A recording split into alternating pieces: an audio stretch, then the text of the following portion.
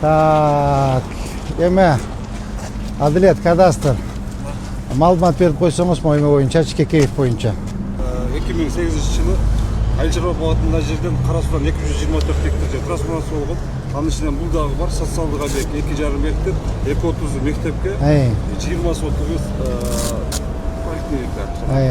ФАПка, Андан кийин 2010-жылы ошол 50-дин ичинен 20 гектар 20 соттук жер бөлүнүп, туз сатууга чыккан экен.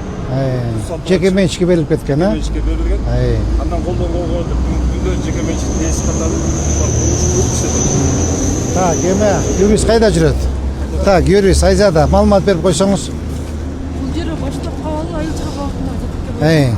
Анан бул жер 2,5 гектар жеткиргенси мектепке жана медицина борборуна деп трансформация болот.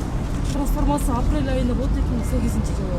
А бул жердин Нариман айлык мөтө сентябрда сатып берди. 20 сотук. Мен түшүнүшүмө караганда, мо 20 сотук жерде турат. Бирок 20 сотук мектептин трансформация болгондо медицина борбору мектепке деп болгон.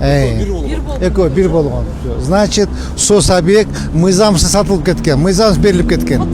Сатылган. Болгондон кийин айлык мөтө 230 миңге сатылган. Ошол үчүн.